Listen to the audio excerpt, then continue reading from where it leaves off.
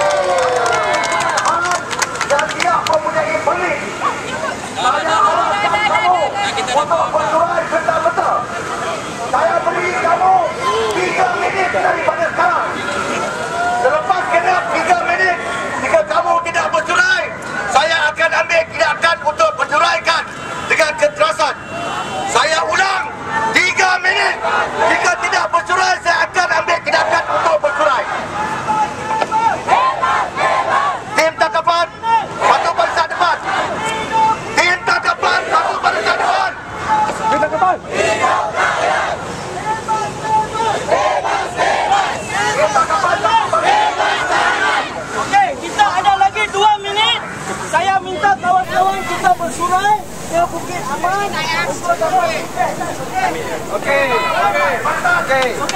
Kita minta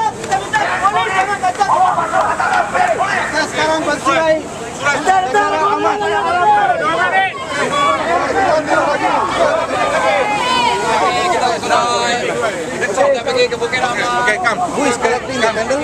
Kita ke Bukit Aman. Okay, come. Okay, pergi Bukit Aman. Okay. Come. Lagi 2 minit. Lagi 2 minit lagi. Okay,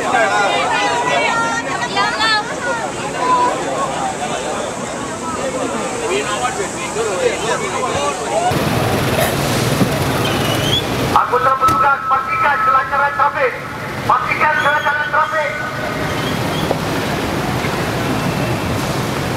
Masa 3 minit sudah habis.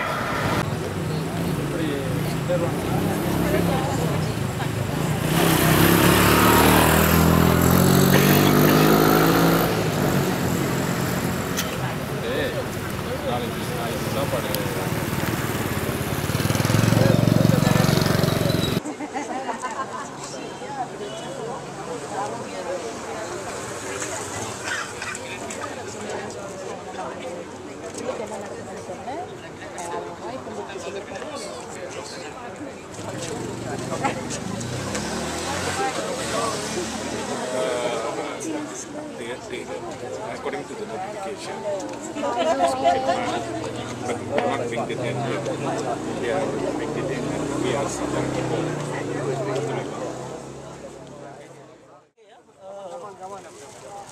Selamat petang, very good evening, and I think just now we were all in Brickfields, right? dramatic. And this is the OCPD, which is known to be a crazy OCPD. Even his own policeman thinks something is wrong with him. And He'll be promoted. yeah. But okay, you see what is happening is, just to give you all some updates. There are, as you know, there are six detainees, and Dr. Kumar has stated yesterday that he's going on a hunger strike today, okay? And he told the other 5 detainees, this was because they managed to meet for a while. So because initially they were supposed to think whether, for us what we told the detainees inside, if they want to go on a hunger strike, they should call for it, not us, not people outside. If people inside want to do the hunger strike, inform us, then we'll do a solidarity hunger strike outside. So the call should be made from inside. And what Kumar said is that he's going to start first, and the others will join in much later, okay? And he said, he said because he's a doctor, he knows how his body will react, so don't worry and all that. But anyway, his wife tried to tell him not to, because of his, twice he went for the... But also that Kumar is quite experienced, because when we had the GMI hunger strike, it was Kumar who wrote the day-to-day what will happen to your body to be given to those who want to go on hunger strike. Day 1, this will happen. Day 2, day 3, day 4, So we think he's okay, and so that is which is happening. We try to get access. Edmund, you're here. Edmund Bond. Okay. We've been trying to get access as early as 2 o'clock. We've been trying to contact the police. Till today, till now, they are not giving any indication whether Kumar is on hunger strike or not. We just asked them to confirm yes or not. They said they cannot. They got instruction not to say anything. Okay, and we were waiting over 4 hours earlier, from 3 o'clock up to about 7 something. And then now there is this guy, DSP Razali. DSP Razali, who actually spoke to Arumugam just now, and he basically saying that you will only speak to the lawyer, not Aru. So You spoke to him, yeah? Arumugam spoke to him. Okay. Then where is he now? He wants to speak to UD. Where is he now? Yes. Actually, the officer in charge for this PR relationship between Bukit Aman and the EO detainees, his name is Lau. And Lau is somewhere outstation, and he said he's not handling for the time being. And he said a person by the name of Razali is handling it. So I just spoke to Razali little earlier, and Razali is in Terengganu now. So I asked him that Kumar's family members want to know his status, having Kumar's wife actually this afternoon she gave a press conference stating that he has gone on a hunger strike. So now there is a high level of anxiety as to his health and his safety and things like that. So I asked him to explain to me what's happening. But Razali was a bit difficult in the sense that he said he doesn't know me, but I have to explain to him. I actually had a meeting inside that building with Lau and few others, and I convinced him that I'm one of the lawyers representing one of the detainees. Then he told me that, okay, he's fine, I cannot give you any other information. Then I told him, you are so far away in Terengganu, how can you from there tell me that he's fine? Why don't you get somebody who is in charge of Kumar to whom I can talk to? He said, no, my officer is reporting to me constantly and I know the status. Then I told him, I want more information. I cannot give you any more information, only that much I can tell. Then I said, no, you have to give me more than that so that I can explain to the people and his family members that what's happening to him. He said, no, I cannot talk anymore. You want more information, you talk to your solicitor, that's Yudhishthira. But I don't think Yudhishthira was in touch with him, right? No, was in touch with him, but he doesn't want to answer. So he also doesn't want to answer. So it looks like it that he has spoken to me more than he has spoken to Yudhishthira. So he's playing football. When he called him, he doesn't answer. I think he accidentally took my number because he hasn't seen my number previously. So that is the status that, summarizing that officers are refusing to give any information as to the status of Kumar and other detainees as of now. And I think the anxiety and the feelings of despair is genuine, and we are very disappointed with the response that we got from them as of now. A group of women rights NGO, we went to Suhakam and James Nayagan was there. So we were talking about Saras specifically, and of course about the other 5 EOs, detainees. We also mentioned about what happened in Pulau Pinang when they detained the 24 of them, the ill treatment that the women had to face, and no clean water, and they have to change in front of male officer and everything. We mentioned that. So James Nayagan was saying that, of course, the Swaka will say they'll look into it, they'll make inquiries. They also say they will see the IGP, because apparently Suhakam have direct line with IGP, and also make some effort to see the Ishamuddin, basically. So, yeah. So that was in the morning. He says he wants the police. He says he's been active, and the PSM has been active for 13 years. He wants them to show one incident where PSM has used a violent method. Just give one incident. What are you digging everything? We have been doing work for the past 13 years. We have been doing work with the urban poor, with the industrial workers, plantation workers on many issues. Show us one incident where there is one violent thing done by PSM. So he says that he has lost all hope on the police, and he wants the Home Minister to actually play his role and release them or charge them. He says until that time the Home Minister decides he will go on hunger strike. That's what he's written. Basically, just to give you a time frame, the current EO detention supposed to end. It's supposed to be 60 days. They can keep him for 60 days, Now it's going to be end of 30 days. End of 30 days is 31st of July. That means Sunday, So before Sunday, all their statements all passed to Bukit Aman already.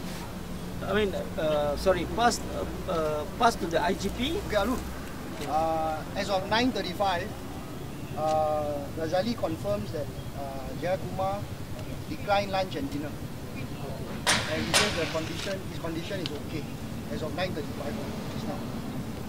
That's all he wants to tell us. At least they confirm lah. They didn't lie and say curi-curi makan. That's what they told Karpal Singh last time, operasi lalang. And Karpal sued the police and he won the case. Because they couldn't prove he curi-curi makan. I mean, they give the food. Curi makan. Okay, anyway, I think, okay, that means, another thing is, in Sungai Siput, the PSM friends in solidarity in Sungai Siput are starting the hunger strike at 10 o'clock in solidarity. 10 o'clock tomorrow morning. They are launching it. And there's also a lot of, what do you call that, views that we should do one year, solidarity, you know. So we haven't, we haven't fixed really the time, because our initial position is, if they extend beyond the 30 days, then we have the other 5 are going to join the strike. That's the thing. But now we don't know. So we think we can't stop anybody from, you know, it's everybody have a right. And Kumar specifically, this is another thing about him, he specifically wanted the Malaysian Medical Association to ensure, he says, to force feed is an offence under some Geneva Convention. So he wants the doctors, in case he's brought to the hospital, to be clear on the question of law, that under the Geneva Convention you can't force feed someone. He wants the MMA to make a position on it. Okay? So I think, I think this is the quite a serious part of this stage of what's happening to the EO. And I think all efforts, you know, we see today that there is a lot of people in BN breaking ranks, you know. MCA earlier, UMNO, and then now MIC. Yesterday Deputy President, today President. Even Sami Velu asking for them to be released immediately. So I think the pressure is there, and I think that day the Home Ministry, the Political Secretary Isham told me that he saw our candlelight vigil at Dataran. He says it was very huge. I said, do you have a problem with it? He said, no, it was very orderly. It's good, no problem, and all that.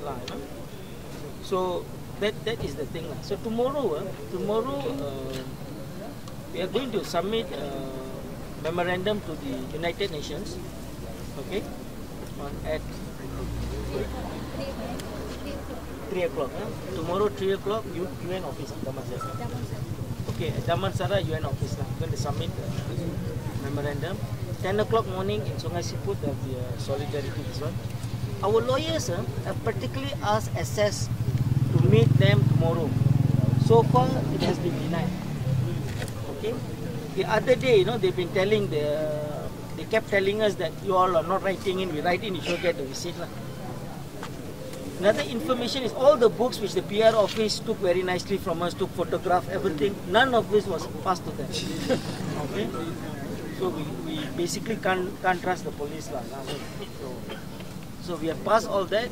They've taken photographs of it, smiled, very good PR exercise, but not delivered. So I think we have to. Okay, tomorrow's night vigil is in Chinese Assembly Hall, in solidarity with Ben Hawk and the EO6 together. So at 9 o'clock. So the vigil is also 9 o'clock. Okay, vigil is at 9 o'clock. Okay, so we hope we just keep going, you know, bring more people. Yeah, friends, I think, thank you, but basically we got to build these numbers now. If we still come to the same numbers, it's not going to be effective. Tell people that they just got to stand up once and for all, and don't live in fear. As many of you know what Tagore said about freedom from fear is the only fear I want from my motherland. Okay, just go and repeat that to them and ask them to come. The more people who come, in more places we have this, the pressure will be great enough for them to release, and we really hope and pray that by Sunday, before the holy month of Ramadan, they will release them. Okay, let's all go back and pray and persuade our friends to come. Thank you. And also don't forget donation, please. You all have the leaflet, isn't it? Bebas tahanan! Bebas tahanan! Bebas, bebas. Bebas, bebas. Bebas sugu. Bebas sugu. Bebas, bebas. Bebas, bebas. Bebas lecu. Bebas lecu. Bebas, bebas. Bebas, bebas. Bebas babu. Bebas babu. Bebas, bebas. Bebas, bebas. Bebas sares. Bebas sares. Bebas, bebas. Bebas, bebas. Bebas sugu. Bebas sugu. Bebas, bebas. Bebas, bebas. Bebas kumar. Bebas kumar. Bebas, bebas. Bebas, bebas. Bebas tahanan. Bebas tahanan. Hidup, hidup. Hidup, hidup. Hidup rakyat. Hidup rakyat. Bangkit, bangkit. Bangkit, bangkit. Bangkit rakyat. Bangkit rakyat.